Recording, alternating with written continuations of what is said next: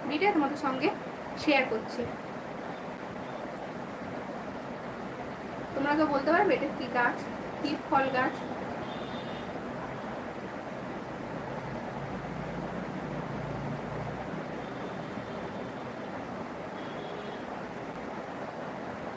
তো এটাকে বলা হয় বন্ধুরা ড্রাগন ফল গাছ। এটারই গাছ আমাদের, আমি কুড়িটা দেখিয়ে নিলাম। এবার ছোট অবস্থাতে কিরকম কুড়ি থাকে সেটাও তোমাদের দেখাবো এবং গাছের সঙ্গেও পরিচিতি করাবো। এটার আবার গাছের ভাগ আছে, অনেক রকম ভাগ আছে। এটা কিন্তু দুই রকম টাইপের হয়, একটা হলো গোলাপি আর একটা হলো সাদা। আমার কাছে যেটা আছে সেটা হলো গোলাপি কালারের এবং প্রচণ্ড পরিমাণে ফলটা টেস্টি। এক কথায় বলা যায় যে অপূর্ব সুন্দর।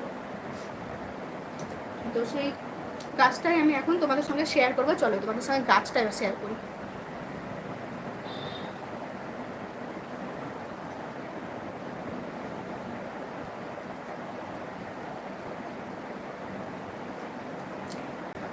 দেখো এটা হলো সেই গাছ যেটাকে বলা হয় ড্রাগন গাছ।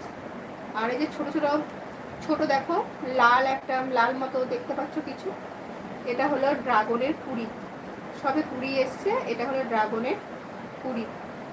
আর এটার ফুলটাও আমার কিছুদিন পরে যখন ফুটবে সেটা তোমাদের সঙ্গে আমি লাইভে শেয়ার করব। আমার ভিডিওতে শেয়ার করা আছে ফুলটার, কিন্তু লাইভে এখন আপাতত আমার কাছে নেই, এই জন্য আমি তোমাদের কাছে এটা শেয়ার করতে পারছি না।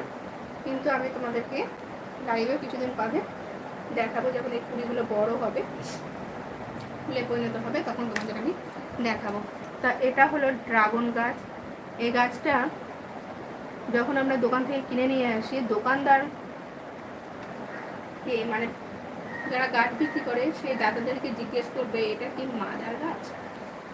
যদি মাদার গাছ হয় তাহলে ফ্রেন্ডস তোমরা খুব তাড়াতাড়ি ফল পাবে। আর যদি মাদার গাছ না হয় তাহলে শিশু গাছ থেকে মাদার গাছ পরিণত হতে কিন্তু টাইম লাগবে। সেটা কারো কারো 2 বছরও হতে পারে, 3 বছরও হতে পারে, কেউ আবার 5 বছরও ফল পেতে পারো। তা আমার ভাগ্যবশত আমি মাদার গাছ পেয়ে গেছিলাম, সেহেতু 1 বছর পরে আমি এই গাছটা থেকে ফল পেয়েছিলাম। প্রথম বছর আমি একটা ফল পেয়েছি, এবছর আমার গাছে তাও 7 থেকে 8খানা ফল ধরেছে। এবার কটা ফুল ধরেছে আর 3টে না 4টে ফল ধরেছে। এবার আমি তোমাদের সবগুলোই শেয়ার করবো কতগুলো ফল আমি পেলাম। আর একটা ফল তো পেকে লাল হয়ে গেছে, আমরা কিছুদিন পরে যে ফলটা তুলবো সেই ফলের ভিডিওটাও আমি কিন্তু তোমাদের সঙ্গে শেয়ার করব।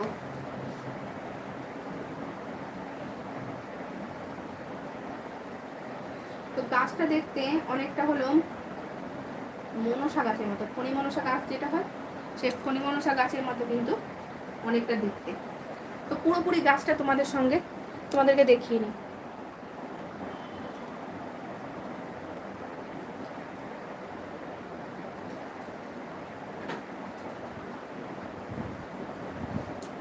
দেখো গাছটা দেখতে ঠিক এরকম টাইপের। আমি তো বললাম কম বেশি সকলের বাড়িতেই এই গাছটা থাকে।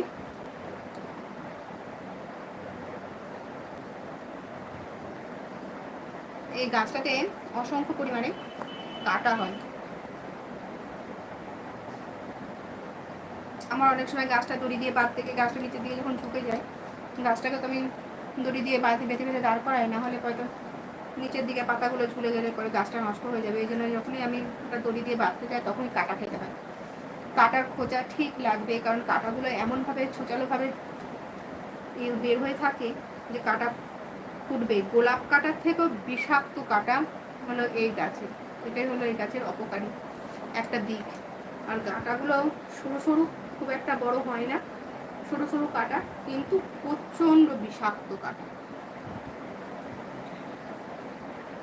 এবার কুড়ি দেখালাম তোমাদের। প্রথমেই তো আমি কুড়িটা যখন বড় হয়েছে সে ছোট কুড়িটাও দেখিয়েছি, বড় কুড়িটাও তোমাদেরকে আমি দেখালাম, তার সঙ্গে গাছটাও দেখিয়ে নিলাম। এবার ফলটা কীরকম হয় সেটাই আমি শেয়ার করি।